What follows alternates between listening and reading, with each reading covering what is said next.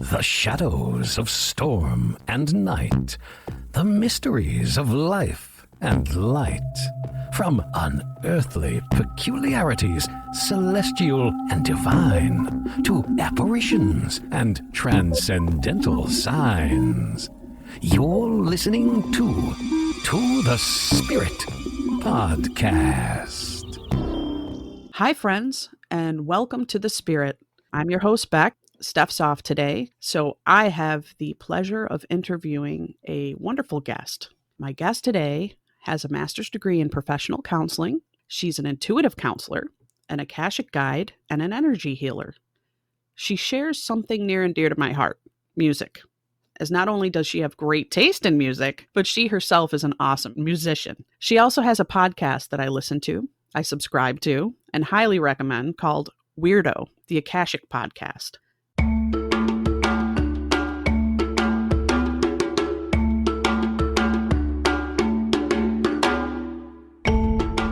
Have you ever felt there was more to the reality of our everyday world?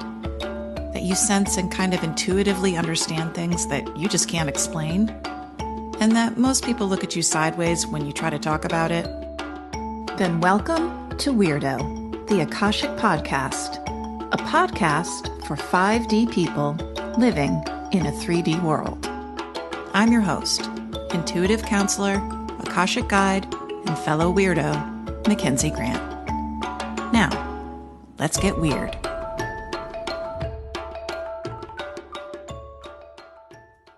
Please welcome MacKenzie Grant. Hi, MacKenzie. Thanks for being here today with me. Hi, Rebecca. Thanks for having me. Now, before we dive in, can you tell us where can people find you and your work? Sure. So my Akashic reading and intuitive counseling, energy healing practice, it's called Soul Claiming. It's soulclaiming.com. And you can read all about what I do there and book services. And then I'm on Instagram at Soul Claiming. Facebook is at Soul Claiming as well. And then my podcast, Weirdo, the Akashic Podcast, is at weirdo.pod on Instagram. And I definitely recommend my listeners check it out. And also, I will link that all in the description of this episode so it's easier to find. Tell me a little bit about yourself and when you came into all these wonderful gifts you have. Well, I think like most intuitives, and I use the word intuitive, some people refer to it as psychic abilities, clairvoyance. I mean, there's all different kinds of things that are involved in that, but my blanket word for it is intuition, my intuitive abilities. As far back as I can remember, probably being about 4 years old, really being able to pick up on things and sense things. Almost, I would know kind of what was going to happen next in situations, but I did not think that it was anything that anyone else wasn't feeling around me. I thought everybody felt these things and experienced these things. So I grew up in a pretty typical middle-class household. We went to church every Sunday. My parents were pretty progressive in a lot of ways. So we weren't highly religious in terms of like biblical and all of that, but it was just more going to church for the sense of community. And so when I started to kind of express to my mom in particular that I had these experiences, that I also felt like there was beyond just Christianity, there was a whole other universal kind of reality out there. And she was like, cool. Yeah, that sounds great. She's like, believe what you want to believe, like do your thing. So I just kind of kept that to myself. And about when I was in middle school, I think I shared it with a couple of friends who literally looked at me like my head had fallen off of my body. So I just was like, well, maybe, maybe this is just for me. I kind of instinctively knew to kind of protect this part of myself. Throughout all that time, I was very involved in music. My parents are both musicians. So that became kind of my spiritual practice. And I would channel music, and I'm a songwriter and a composer and a singer and multi-instrumentalist. And it just kind of all would happen very easily for me. And there are times when I was writing things where I was like, I did not write that. I didn't even just write that. That just came right through me. So that was really how I directed things. And basically, in your teenage years, I just kind of shut down in terms of sharing that part of myself with people because it was not, well, it's funny. I was just writing about this. When you hit your teen years and you're in high school and you're taking aptitude tests, one of the boxes to check is not, would you want to be an intuitive guide or, or, Right. or an energy healer or any of those things. I mean, that was not happening in the 90s and it's still not happening now. But that's one of the reasons why I have the podcast and that I kind of have gone fully into this work is to encourage other people to have this be an accepted form of practice in your life and that we could talk about it. So I was a musician and did that for a long time. And then when I got married and had kids, I was busy doing that. But I always had in the back of my mind that I wanted to work with people. And really, the only box that was available out there was counseling or therapy. And I was particularly called to working with children. And so I went into a school counseling, a master's program, professional counseling, and my concentration was school counseling. In doing that work, a lot of my boxes were being checked in terms of connecting with other human beings and giving guidance. However, I was picking up a lot of things, and it was really hard for me to not be able to share the intuitive information I was getting. And so that kind of led to me over the next, 5 years until now, really deciding to fully embrace this and do this as my calling, as my work.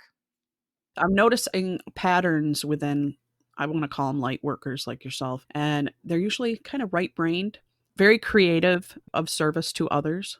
Mhm. And I think that's awesome. As an intuitive counselor, what does an intuitive counselor do exactly? There are many different forms of counseling that you can practice, and you have like a toolbox. All counselors or therapists have a toolbox. They learn cognitive behavioral therapy, gestalt, they learn all different things. And for me, one of my tools is when I pick up on intuitive information, spirit information about a client, I'll get a hit about a client and say, did this happen in your past or did your mother experience this? And they'll say, yes, they did, or yes, or something like this happened to her. And say, okay, well, this is kind of affecting you now. And that is something that when you're just doing traditional counseling, it would be kind of odd to just say, hey, I've got this hunch about something. You Right. can. And that's typically what I did prior to kind of like being out as an Akashic guide. But there were kind of boundaries to that. Like you can't ask certain questions, you can't go certain places. And then in intuitive counseling, you've been given the permission to kind of go there with the client.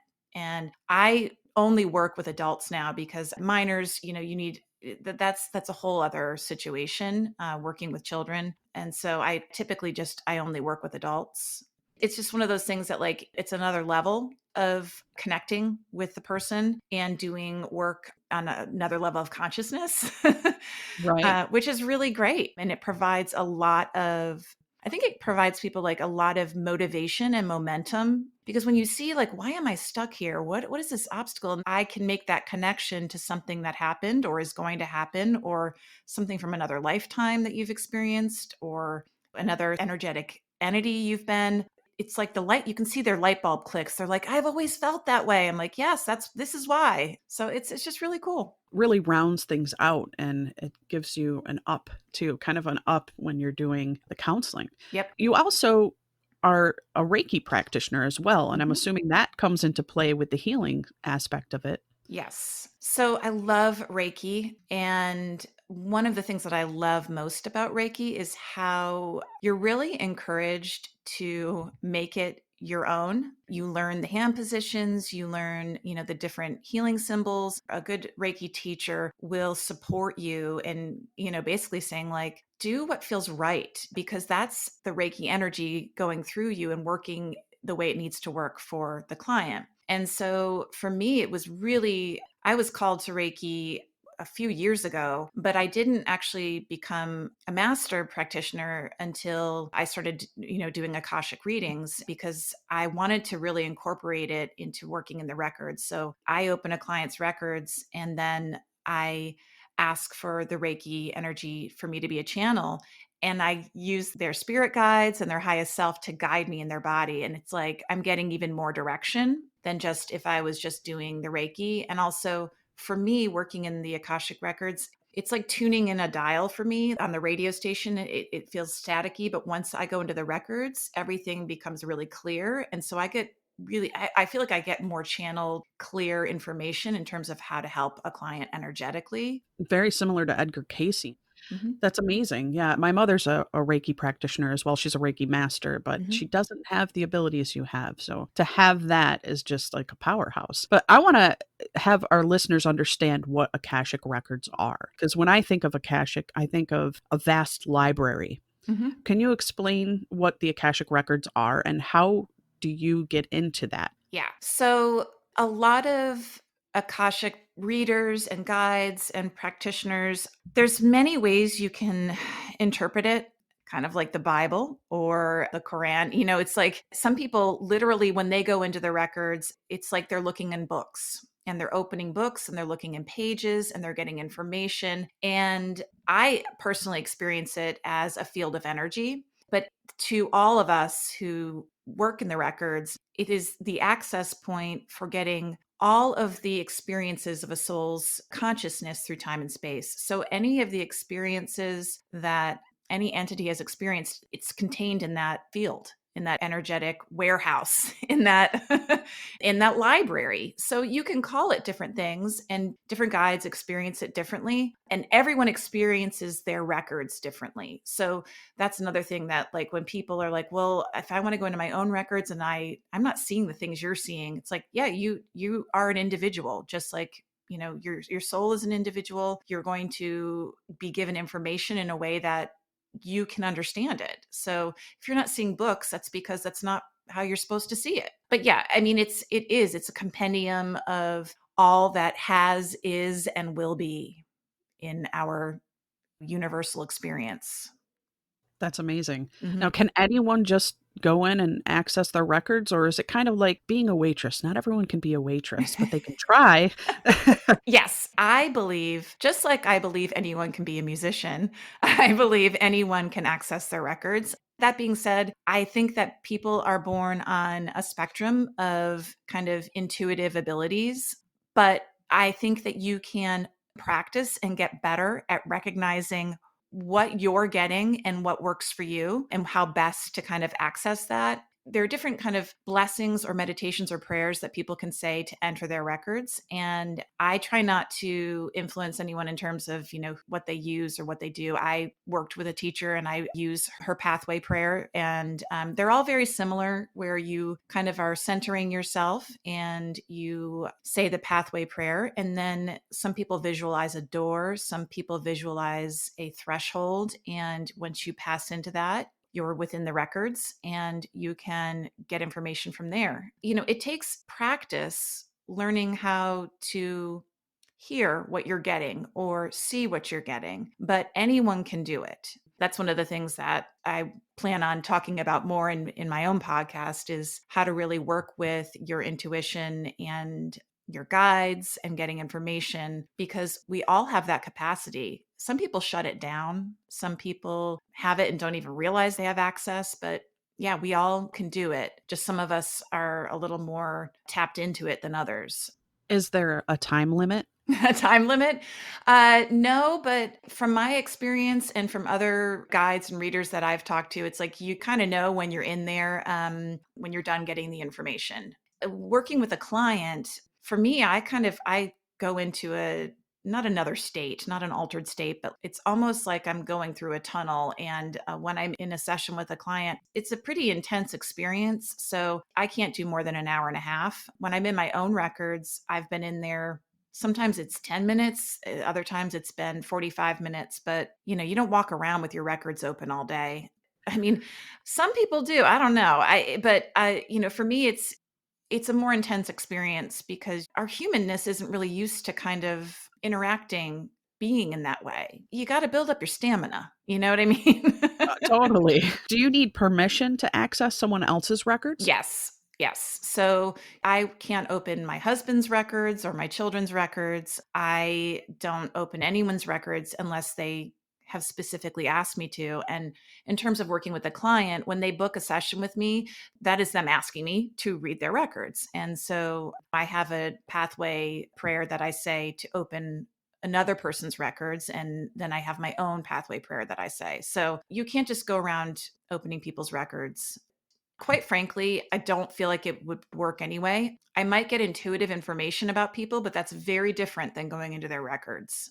Does the Earth have its own Akashic records, and do other planets have Akashic records? Yes, every single thing, all matter, everything has its own Akashic record. So, yes, I have gone into the records for Mother Earth, for Gaia. I've gone into the records for a tree on my property that I happen to feel a strong connection with, rocks, crystals, all of it. They all have energetic information, and it is in the Akashic records.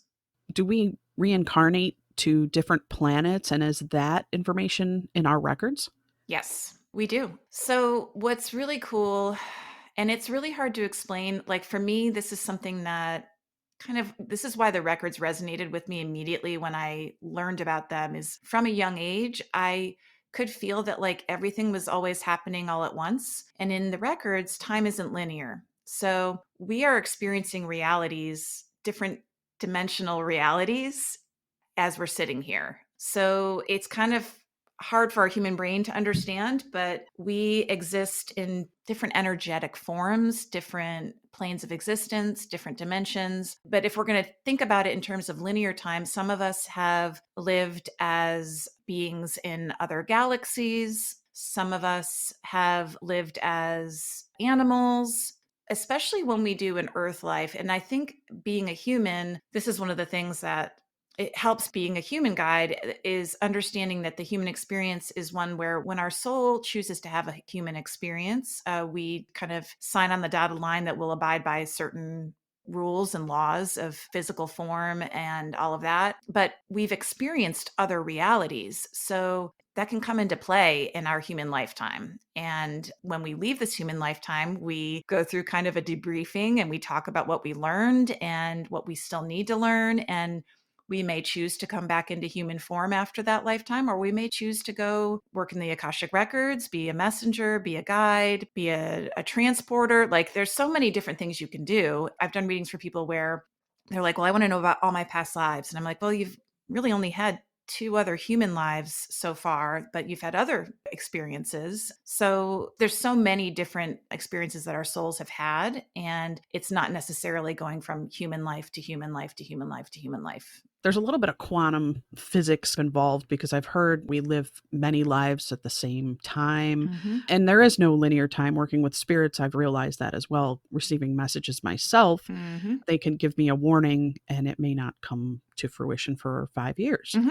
And that actually leads me into one of your episodes. I think it was episode 4. You were talking about the November Akashic Records. Mm-hmm. And you were saying that the masters and the teachers that guide us, they spoke about being at the crossroads, and that we as people have changed, though possibly our exterior, such as material world, may not have around us, and that our fabric of our being has changed. And allow yourself to look back again, but what you're seeing is no longer you. What was fascinating about that reading that you gave was the same day I actually went in and I do ITC EVP work, where I speak to spirits through machines or through, and they had told me on that day, your fate has changed.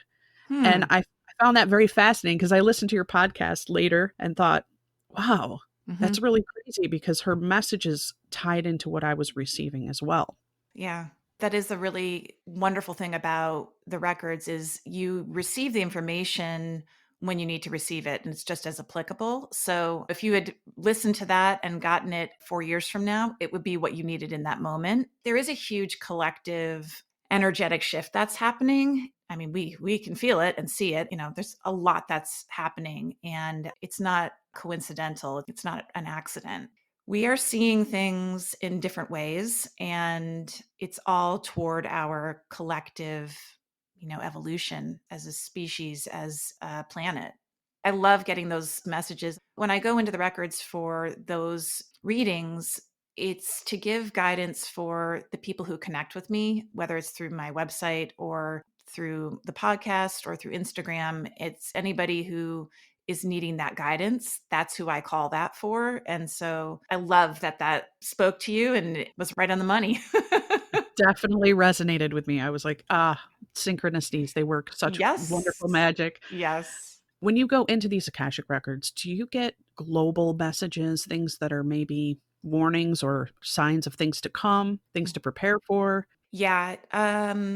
It's interesting because before COVID happened, I was having a lot of messages that were very like apocalyptic isn't the right word because there wasn't a sense of fear, but it was a sense of we need to have a deep reverence for life and for what is happening on the planet. And it was very clear. I was getting messages that, like, life as you know it is going to fundamentally change. I started to get those messages in November of 2019. So when I started to get those messages, and then when I heard about COVID and what was happening in China, I immediately knew this was going to be a global pandemic. It wasn't fearful in me. It just was like, oh, this is what they're talking about. And we're leveling up. Like, this is going to be a huge, huge challenge. And it's asking a lot of us. It's just been heartbreaking and challenging and inspiring all at the same time, which is kind of what happens when a planet and a species goes through a complete growth spurt. Yeah. You know what I Yeah. mean? So yeah, I was getting messages about that. And then a lot of my clients were asking me about the election. Of course. And I did make a prediction about that, and it's all come true. Just for my own, edification, I wrote it down and I showed it to my husband and to my sister just, back in October when I got the information. I was like, this is what's going to happen. And they were like, all right, we'll see. And they have said, you were absolutely right. And it's all playing out as my guides gave me information on. So We are just in the thick of it, aren't we? I mean, Mhm. I know we're at this crescendo speaking to other guests. We're coming into the Age of Aquarius. There have Mhm. been a lot of intuitives that feel this wave of change coming. A Mhm. lot of them say it's positive, but I think that there's going to be setbacks and the challenges that we're going to have to get through to make it through the other side as humanity. We can't have light without the darkness. A lot of the messages that I get when I go into the records talk about this balance. Our goal is to work through these challenges while trying to stay balanced. Because if we give in too far any which way, it doesn't serve us. It doesn't serve our growth as people, as spiritual entities. So it's really about embracing both sides of it and trying to kind of float in that middle space through it all, which is really hard. But I really feel like we're learning a lot about how to do that in this time and to find middle ground, to find common space, because we're not going to survive otherwise if we can't figure out how to balance the dark and the light and embrace both of them and walk through this. I agree. I feel like it's a cyclical thing as well. I feel Mhm. like humanity goes through this. Mhm. Viruses come and go, catastrophes come and go, earth changes come into play, and there has to be this reset Mhm. and the balance that you're speaking about. Mhm. Everything moves toward balance and we swing in different directions, but the earth and our bodies and our energies all want to move toward balance. And so when we go too far one way, we have to come back and maybe overcorrect. And then we kind of, it's like kind of finding this balance. And we've been doing that for a long time as a species on this planet. Hopefully we're moving toward finding greater and greater equanimity and that middle ground for everyone. Yeah, that Yeah, would be great. it would be great. It would be great. We can do it, guys. We We can do it. can, we can. I mean, it's where we're going. It's where we're headed. It's just kind of realizing that that is the end goal and it's a beautiful one. And yeah, I'm excited for the Age of Aquarius. My daughter's an Aquarian and man, she is a next level lady. She's only 4 and it's just like, whoa, yeah, all right. I'm excited for what's coming in the world. So yeah. When you access the records for an individual, and I think this is where it gets confusing, even for myself, are you able to see split offs? So if someone maybe took a left instead of a right, Mhm. is that also in the records? And I guess my main question is, what do you see in the records? What do Right. the records show you? Right. So that's a good question. The records show me what the client needs. When you ask questions of the records, who I'm talking to when I go into a client's records is their highest self, the soul that manifested is living this human life, and their soul guides. And we have soul guides who come in and out of our energy and in and out of our lifetime to support us and get us where we're supposed to be going. And when I say supposed to be going, there are many paths we can take. And there are many ways that we can kind of get where we need to be. There are paths that are more in alignment with what our soul needs. And that's why going to the records is great, because the soul can speak directly to me, and there's soul guides who can be like, hey, we're over here and we really kind of want you to come over here. I've had readings with clients where I was like, wow, you went down a path for a while that was really out of alignment. And then this happened, and I see you like made a sharp right turn, or you've been for the past 5 years kind of coming back into this alignment with your soul's path. And so, yeah, I definitely see that. But in terms of like what I see, I'm given what the client needs and what the guides want them to hear or to understand. So sometimes I'm given images. Sometimes I talk about I have like a third ear. A lot of what I get is almost like I hear them talking. It's not like disembodied voices, but it's hard to describe, but it's like An inner voice. an inner right? voice. Yeah. But Yeah. it's definitely not my own. And I can also tell the difference between their soul's voice and their spirit guides. And the spirit guides, interestingly, like the way I experience them, I call them like the committee, and they kind of are the huddled group that kind of huddles around the soul. And they love to share information. They love to talk because they all think they're experts in what they do. So, Oh, yeah. uh, So, which is great. But they really, they're experts on that person, which is really cool, on that soul that they're working with. and I think everyone needs to know that as well, which I try to impress on people I speak with, is that we all have this team around us. When you speak of, you can hear the individual's voice as well as the guide's voice. The individual is at their higher self. And then as far, It's their okay. highest self. It's the soul that like it's almost like I see them as like the baby, the infant that they came to this world as. And I don't see them as an infant, but like I can see their whole timeline almost of what that soul wants and what it came here for. The guides, are they your guides or their guides, or a combination of both? Right. When I go into my records to do, my own practice, I'm talking to my guides. When I go into a client's records, I'm talking to their guides and their highest self. My guides are not a part of it. So I've been given permission to speak with their guides.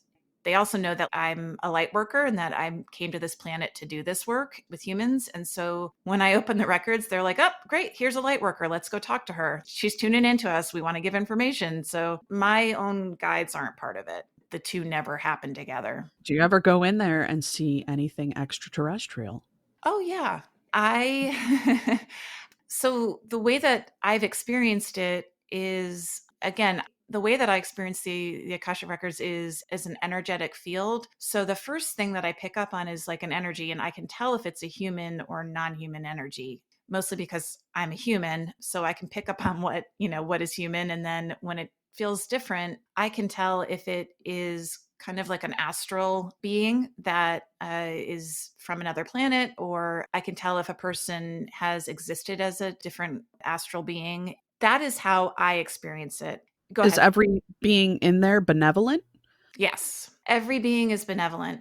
That's interesting because it's something that I'm about to talk about in my next episode. If you ever talk to a spirit guide or a psychic or someone who says you have demons around you or anything like that, I would be really hesitant to believe that, because that may be something that the psychic or the reader is experiencing. That is not what happens when our souls are in the Akashic field or when entities are there. Any of the information that you're getting is to support you and your highest good. Now, do I sometimes pick up on information about human beings that exist around the person currently, physically, that have low vibrational energy or are not in the person's highest good? Yes, that happens in terms of like on the planet, in human form, in relationships, but not within the records. There's no like malevolent beings. The information I've researched throughout my time, we come back and we play these different roles. Mhm. We kind of make this life plan, if we make this contract, this life plan as to what role we're going to play, maybe this lifetime I might be, my mother's daughter, but next lifetime I might be her sister. Mm-hmm. Does the Akashic account for that as well? So the records are constantly changing. That's the other Okay, they're thing. fluid. They're Okay. fluid. That's another thing that it's really hard for me to explain it because it's something I've always understood, and then to try to like verbalize it to other people. But they're always changing. They're not fatalistic. There's not like some stone tablet that you signed. There's more agreements that you make. Well, humans have free will. We have agency. That's one of the reasons why we manifest, is to experience having this free will, this agency where we make kind of human decisions and have these human experiences. And a lot of like what our souls come to do are really to gain wisdom and knowledge and experience and resonate at a higher level and consciousness. They want to expand their consciousness. And so when we talk about making a soul contract, I have a really hard time like using words contract and things like that, because that's what people know. They know those words, but Right. it's almost like agreements. You may have people who you make these agreements with, humans that you make these agreements with, that come into your life, and you have a period of time where you are in relationship with them of some fashion or sort. And that was something that you were meant to do, to have this experience. It doesn't mean that experience is written out as how it should go. It's meant Okay. these two souls are meant to have this experience together and see where it goes, kind of thing. I have $1 million question for you. Okay. Okay. I love astrology. I love numerology. I love all of the esoteric. My life path number states that I'm a 33, which is supposed to be a master number, an end of the life cycle. I'm also a Pisces, and I know in astrology that's the end of the zodiac. So in my little brain, I'm like, this is it, baby. I'm on my last go round here. Speaking with different people, I'm getting different answers. Is the cycle of reincarnation, does it just go over and over and over? Or is there a point where you reach an ascendance? Right.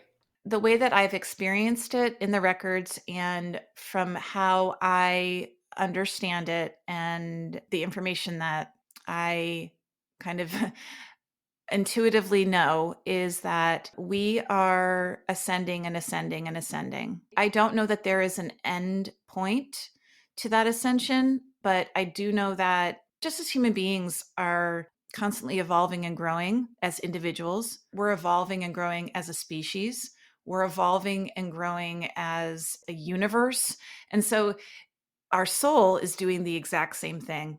As far as I know, I don't know the end point, but I do know that there are ascended masters that have reached a certain level of resonance and understanding and wisdom, but I have to believe that they are experiencing and growing as well. So I feel like there's no limit. That shouldn't be something that we fear or are afraid of. We don't want to get off of the ride. We may want to get out of our humanness, but the ride is a fantastic one. Our souls want to experience all of it. I love numerology and I find it fascinating, and my own particular numbers, and it's pretty spot on, but it's all part of it. And I also think that there are meanings to things that we don't even yet understand and comprehend, that will be shown to us as we progress. We'll have greater understanding of why we experience things, or why we were given information we were given. So You don't like the word psychic and medium, but it's not that I don't like them. I have no problem with them personally. I think that there's a connotation to them in terms of societal views that can be negative. I don't like labels of any kind, but I do know that we need them as humans to understand things. So, when people are like, well, are you psychic? I'm like, if that's how you understand it, then yes. But I feel like it's bigger than just being a psychic or a medium. Like, people who have these abilities have one foot kind of in this human place, in this world, and also be able to very easily step into this other phenomena. Does that make sense? I totally agree. I actually use that analogy as well. It's having a foot between both worlds. kind of like a spirit walker. I know we all have these intuitive abilities, and some of us tune in better than others. Some of us just ignore it altogether. Or push it down as far as they can because someone has told them it's not okay. I mean, a lot like any of our other things that we are or present to the world, if it scares other people or people don't like it, they can shame you. And our humanness allows us to feel that shame and push it down. I meet more people now than ever who are like, yes, I get what you're doing. I hear what you're saying. And I'm so glad that like you're a person who's just talking about it and making it out there and open to talk about. Because I just feel like there's stigmatization. Hell, women were like burned at the stake for for this. Oh, So yeah. it's not. It's not. It doesn't always have a positive connotation to it. For us who are part of this work, we think it's wonderful. I mean, other people think it's demonic or whatever. So it's just you just got to kind of know that words have power, labels have power. So I try to give it a different word so that it doesn't have some of that other connotation to it. But I personally don't think it has any negative meaning whatsoever, a medium or psychic. I think it's all one and the same, really. People have different abilities within their intuitive abilities and different strengths. It's just whatever, you want to call it. I remember when I wrote my book, I said, I'm coming out of the paranormal closet. Yeah, that's what it has felt like for me as well. I've had almost everyone in my life has been very accepting of it, but I have a few people who are just like, I'm not even going to acknowledge that part of you. And that's okay. That's for them. I think they're operating out of fear, and you'd be surprised that they might come around because it's happened with me. They actually end up coming around and saying, I'm kind of having this problem. And it's like, Yep. Yeah. I think most people have had experiences. And then when they start to kind of do the math, they're like, oh, maybe I am having similar experiences. Maybe this isn't a bunch of baloney. Maybe there is something to this. And what's the harm in trying to learn about it and tap into it? I've been noticing an uptick in spiritual activity. I've been noticing this with people I've been interviewing. I've been noticing this with friends in my circle, people that aren't even in my circle that are reaching out, sending me videos and writing me letters. Are you noticing this uptick? And is there something, in your opinion, that's bringing this out more in these times? I absolutely am. It's, I mean, I feel, I can feel the energy. The way that I experience it, again, we all experience it differently, but like I can sense that our energy is fundamentally shifting. And when we go through these kind of shifts and these growth spurts, I kind of compare it to, it's happening because when a child goes through a developmental phase, like when young children, every 6 months or so go through a growth spurt, they kind of turn into like little jerks for a while. And you can tell they don't really know what's happening and they're not comfortable in their body. And you're just like, what's going on with this kid? And then 2 weeks later, all of a sudden they're speaking in full paragraphs. They're, Right. they're walking on a balance beam correctly. Like just they've incorporated all of this new programming. And that's what I feel is happening right now. We've hit the tipping point in this past year in terms of like, whoa, like we've just been like, what the hell is going on? And I don't like this. And all of this disruption, but also massive growth and massive new understanding. And so it looks kind of wild, but that's how it works. I mean, and especially for humans, because we've got a lot to kind of incorporate in terms of getting this kind of new energetic and spiritual programming. Like we've got to integrate it physically. We've got to integrate it mentally. I mean, we haven't even talked about the fact that we have a mind, we have a brain that goes off on its own a lot, separate from what even our heart and our soul guides, it's like this brain has gotten to a place where it just goes on its own. And so it's all of us learning how to incorporate this, for lack of a better word, programming that we're getting, this new download of information from the universe that we're moving through. And it's coming quickly. I'm telling people not to be afraid of it, to embrace it. If you're hearing your name called and it doesn't seem threatening, speak to that. Yeah. There's got to be a message in there for you. And that ties into the growth that you're speaking about and the change. Yeah. It's all toward our highest good. So I try to tell people not to be afraid of it as well. And I've likened it to, like, I had to tell some clients, like, look, it's like you're getting onto the roller coaster. The ride is going to smooth out. Buckle up. Put the thing over your head. You're going to be on the ride, but you're going to get through it. And man, you're going to feel great on the other side. And it's going to be a whole new kind of feeling, a whole new existence for all of us with new understandings. I personally feel like it feels like it's happening fast now, but we've been coming into this for a while. And so it feels like it's happening exponentially, especially with the advent of like all this new technology, actual technology that we have is giving us a lot of challenges spiritually. So it's propelling us to like grow and to evolve, really kind of speed it up a little bit. I feel like we're in it right now. It's happening. And yeah, I mean, it's wild, but I think it's a good thing.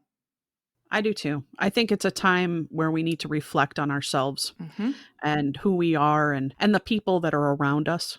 And maybe we'll just be shooting into that golden age if we could just make it through the turbulence. For me, one of the bigger messages is we're being called by the universe to really examine what has value for us as humans and as spiritual beings on a planet. What has value for us? What is effective? How do we want to live on this planet? And what do we want to perpetuate?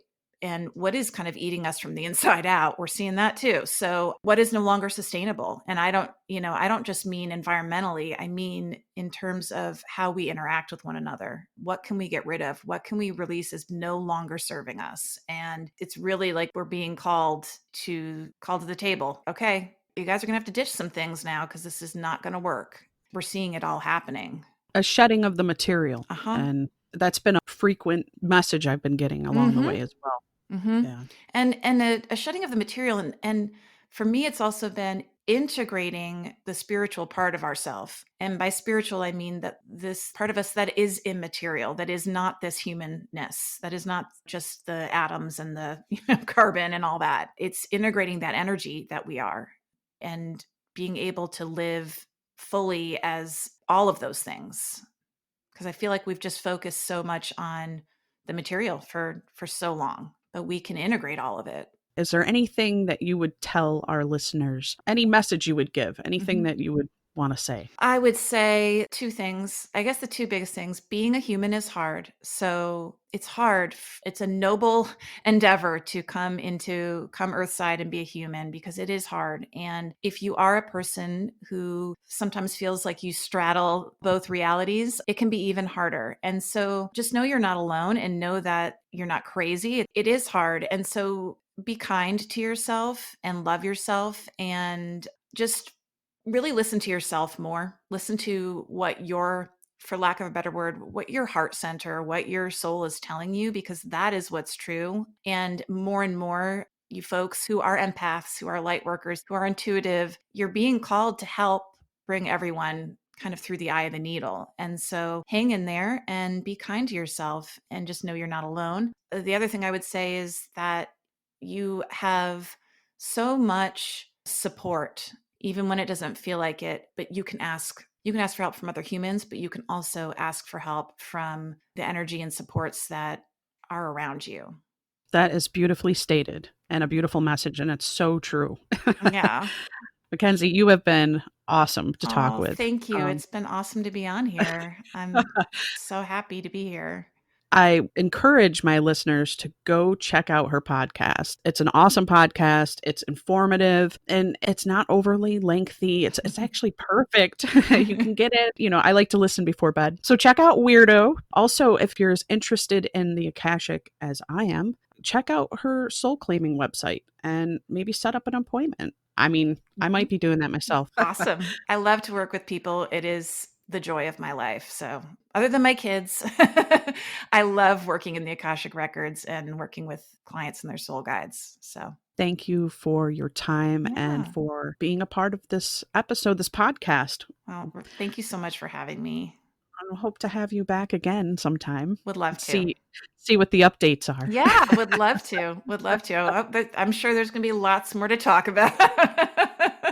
Oh, I'm sure. Thanks a lot, MacKenzie. You're so welcome. To the Spirit Podcast. Supernatural. Science. Aliens. I'm ghost. Psychic. Mystic. Spirit. Divine source. Heaven. Magic.